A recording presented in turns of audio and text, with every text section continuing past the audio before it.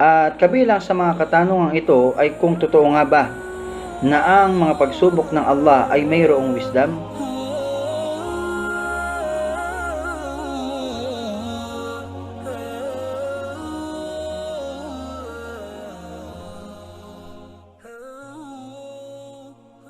A'udzu billahi minasyaitonir rajim. Bismillahirrahmanirrahim.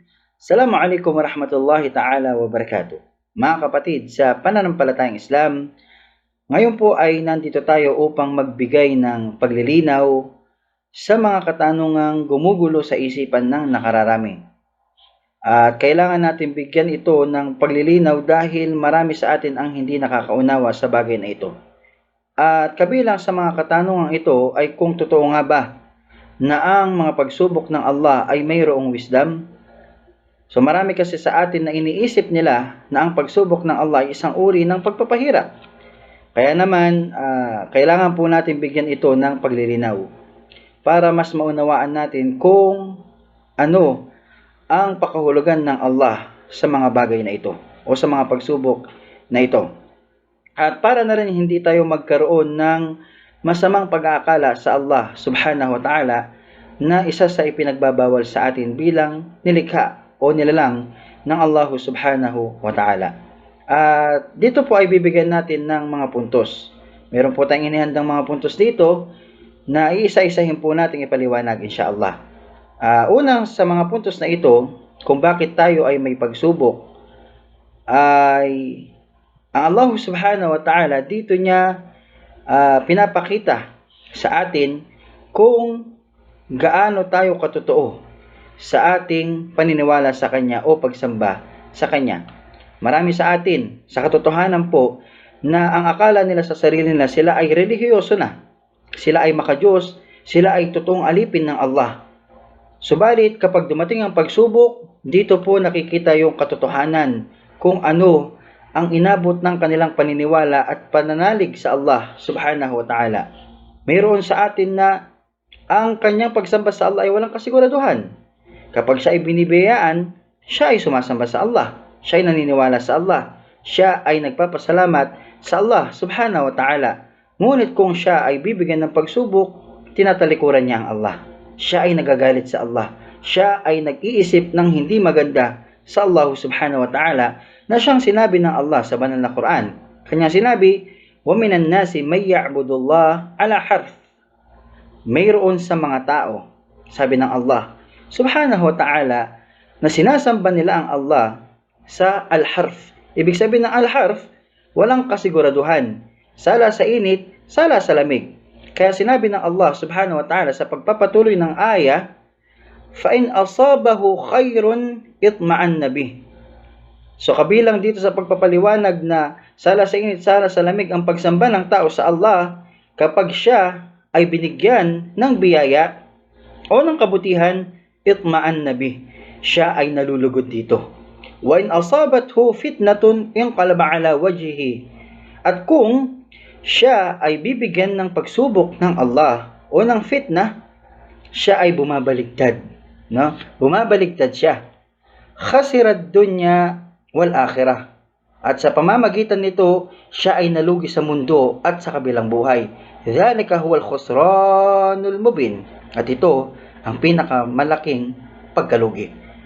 At sinabi pa ng Allah subhanahu wa ta'ala sa banal na Quran, sa suratul Ankabut, sabi niya, ahasiban nasu ay yutraku ay yaqulu amanna wa hum la yuftanun. Inisip baga ng mga tao na sila ay basta-basta na lamang iiwanan pagkatapos nilang magsabi na sila ay naniniwala sa Allah. Hindi na ba sila susubukan ng Allah? Sinabi pa ng Allah, walaqad fatanna alladhina min qablihim. Katotohanan ay binigyan namin ng pagsubok ang mga nauna sa kanila. Bakit? Fala ya'lamanna Allahu alladhina sadaqu wa la ya'lamanna al-kadhibin. At sa pamamagitan ng pagsubok na ito, ilalantad ng Allah subhanahu wa ta'ala yaong totoo sa mga tao, totoo sa kanilang pagsamba, at ilalantad din dito kung sino ang nagkukunwari lamang. So ito ang unang wisdom. Dito natin makikita kung ano ang inabot ng ating paniniwala, pagsamba sa Allah subhanahu wa ta'ala at pananalig sa Kanya. Ikalawa, mga kapatid, sa pananampalatayang Islam, ang pagsubok ng Allah ay dahilan ng pagpapatawad ng ating kasalanan o nagiging dahilan ito para patawarin tayo sa ating mga kasalanan. Mayroong salaysay dito na isalaysay ni Abu Hurairah radiyallahu anhu. Siya ay nagsabi, qala an-nabiy sallallahu alaihi wasallam, sinabi ng propeta Muhammad sallallahu alaihi wasallam, ma yazalul bala bil mu'min wal mu'mina fi nafsihi wa waladihi wa malihi hatta yalqa Allah wa ma alayhi khati'ah. Sabi ng propeta Muhammad sallallahu alaihi wasallam, hindi mananatili ang pagsubok sa isang mananampalataya, lalaki man o babae, pagsubok sa kanyang sarili, sa kanyang anak, sa kanyang kayamanan, hanggang sa siya ay humarap sa Allah subhanahu wa ta'ala na wala nang natitirang kasalanan sa kanya. Ibig sabihin, sa pamamagitan ng pagsubok na ito ay nabubura ang ating mga pagkakasala sa Allah subhanahu wa ta'ala hanggang sa pagpapatuloy ng pagsubok o sa pananatili ng pagsubok sa atin, haharap tayo sa Allah subhanahu wa ta'ala na wala na tayong daladalang pagkakasala. Allahu Akbar. So, yun yung ikalawa. Ikatlo, mga kapatid, husulul ajar wa rif'atu ad-daraja. Ang pagsubok pala ay nagiging dahilan upang makarating tayo sa biyaya ng Allah at itinataas dito ng Allah ang ating mga antas. Sinabi dito, rawahu Muslim, sinabi sa aklat ng Muslim, an Aisha radhiyallahu anhu, isanaysay ni Aisha, asawa ng propeta Muhammad sallallahu alaihi wasallam, radhiyallahu anha, an Aisha radhiyallahu anha qalat, sinabi niya, qala Rasulullah sallallahu alaihi wasallam, sinabi ng propeta Muhammad sallallahu alaihi wasallam, ma yusibul mu'mina min syauqatin fama fawqaha illa rafa'ahu Allah biha darajatan aw hatta anhu biha khati'atan. Sabi ng propeta Muhammad sallallahu alaihi wasallam, hindi tatamaan ang isang mananampalataya ng tinik o hindi siya matitinik maliban na lang ang kapalit ng tinik na ito o kung ano pa man na pagsubok sa kanya natatama, maliban na lang ang kapalit nito ay itataas ng Allah ang kanyang antas. Itataas ng Allah ang kanyang antas or buburahin ng Allah subhanahu wa ta'ala ang kanyang pagkakamali o pagkakasala. Ikaapat, mga kapatid, sa pananampalatayang Islam, sa pamamagitan ng pagsubok, nawawala yung pagmamalaki natin sa ating sarili. Dahil minsan, iniisip natin lahat kaya natin. Lahat kaya nating i-provide. Tayo ang may kakayanan. Tayo ang nagdidesisyon. May mga tao na ganito. Akala nila lahat ng bagay ay kaya nilang gawin. Pero dahil sa pagsubok ng Allah, babalik tayo sa orihinal natin na tayo ay may pangangailangan sa Allah. Mawawala yung pagkamangha natin sa sarili natin. Hindi masamang mamangha sa sarili, pero wag nating alisin na ang Allah subhanahu wa ta'ala ang higit na dapat kamanghaan, ang higit na dapat balikan sa lahat ng bagay. Siya ang may gawa ng lahat. Siya ang nagpapahintulot ng lahat.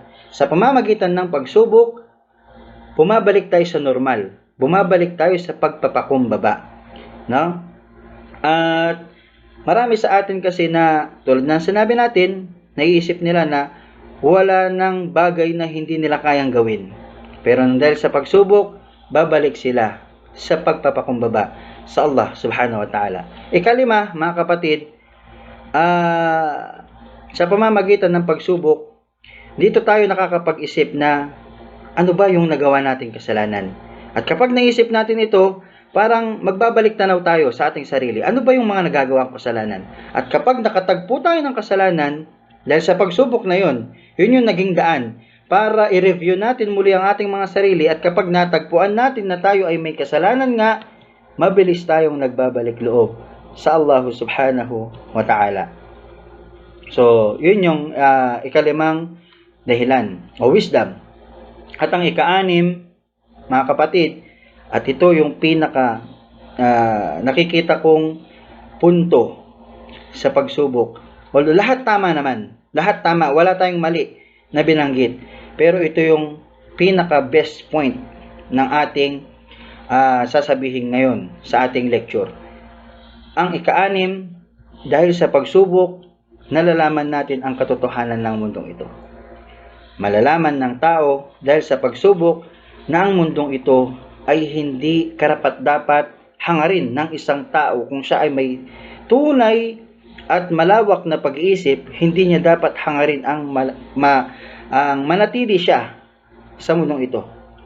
Dahil kung tayo ay talagang nakakaunawa o tayo ay talagang nag-iisip, walang sino man ang maghahangad na manatili sa mundong ito na ang kapalit ay walang humpay na pagsubok.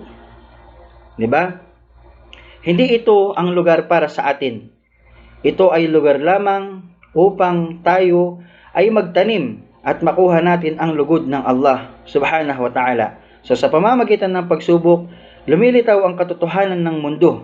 Lumilitaw kung ano nga ba ang kalagayan ng mundong ito.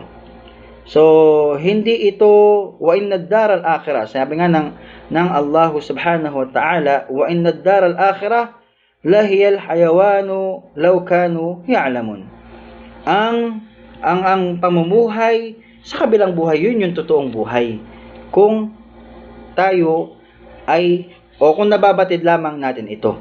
So, hindi dito yung buhay natin, mga kapatid, sa pananampalataya.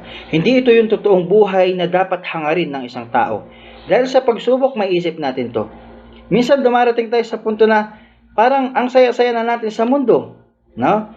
Pero dahil sa pagsubok, biglang mahihinto tayo. At maiisip natin na hindi ito ang lugar para sa akin, para hangarin ko. Bagkus mayroong isang lugar na dapat yun ang hinahangad ko. At yun ay ang paraiso ng Allah subhanahu wa ta'ala. At hanggang dito na lamang po. Sana ay nakapulutan po natin ng aral ang naibahagi natin ngayon at inshallah ay maibilang ito sa ating mga mabubuting gawain. Assalamualaikum warahmatullahi wabarakatuh.